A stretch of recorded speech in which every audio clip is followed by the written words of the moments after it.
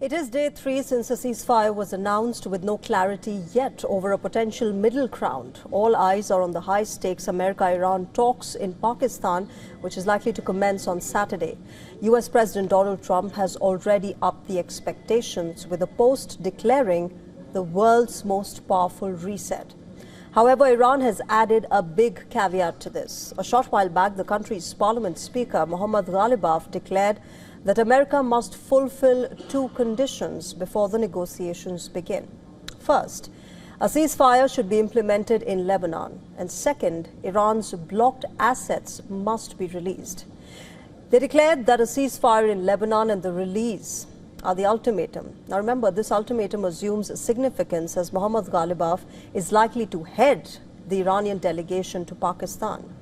Security has been beefed up in Pakistan with Islamabad on a red alert. Over 10,000 security personnel have been deployed to ensure the safety of the visiting delegates. Several roads leading up to Islamabad's red zone that hosts the Prime Minister's office, the presidential palace and embassies have all been blocked. Citizens have been requested to avoid unnecessary travel during this period. The 5-star Serena Hotel in Pakistan's capital has been reserved exclusively for delegations from America and Iran.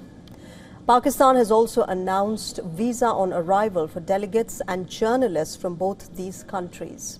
A few hours earlier, the U.S. Vice President JD Vance departed for Pakistan. He will be leading the negotiating team, which also comprises the Special Envoy Steve Witkoff and Donald Trump's son-in-law Jared Kushner. Vance expressed optimism that talks with Iran will be positive.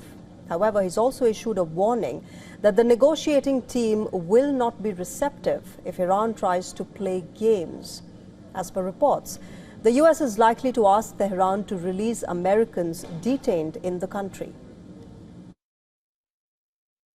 Look, we're looking forward to the negotiation. I think it's going to be positive. We'll, of course, see.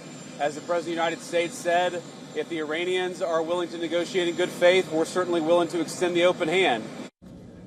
Although both sides have been bickering in the run-up to these negotiations, the path to this meeting is getting clearer. For instance, Israel, which conducted its heaviest strikes on Hezbollah targets immediately after the ceasefire announcement, has now agreed for the talks with Lebanon. This comes in the backdrop of Iran insisting that the 2-week ceasefire is applicable to Lebanon as well. A climb down is visible on the other side as well. While Kuwait's military accused Iran of targeting several vital facilities via drones, the IRGC denied responsibility for this and stressed that it had not violated the ceasefire. So what's on the agenda in this meeting? Why the United States has not made its 15-point plan public? Iran, remember, has outlined a set of 10 demands. While Donald Trump hinted at some flexibility on easing Iran sanctions, the U.S. has so far shown a reluctance to accept demands like Tehran's right to enrich uranium, war reparations, continued Iranian control over the Strait of Hormuz, and the extension of the ceasefire to Lebanon. As the host, Pakistan's role is also under spotlight, owing to its ongoing internal turmoil and the hostilities with Afghanistan. What adds to the pressure is the fact that JD Vance is the senior-most American official to visit Pakistan in the last 15 years. In 2011, Joe Biden, who was then serving as the vice president, had visited Islamabad for a few hours.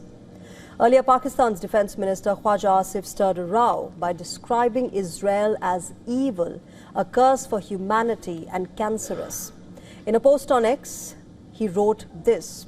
However, he deleted this post after the Israeli Prime Minister Benjamin Netanyahu's office called the comments outrageous, saying that such statements cannot come from a country presenting itself as a neutral mediator.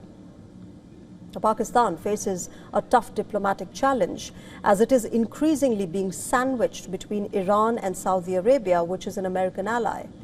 Last month, thousands hit the streets in multiple cities of Pakistan to protest against America and Israel following the assassination of Ayatollah Ali Khamenei.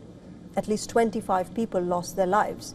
The protest took a rather drastic turn in Karachi on the 1st of March as guards at the U.S. consulate opened fire on the protesters who tried to breach the compound's outer wall. Locals were incensed as 10 protesters were killed in the firing.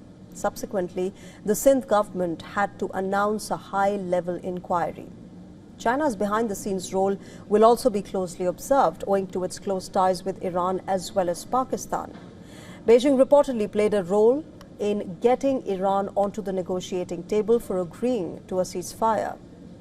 With Israel still pounding Hezbollah and Iran maintaining its stranglehold over the Strait of Hormuz, it now remains to be seen whether this uneasy ceasefire will hold as US and Iran commence their negotiations.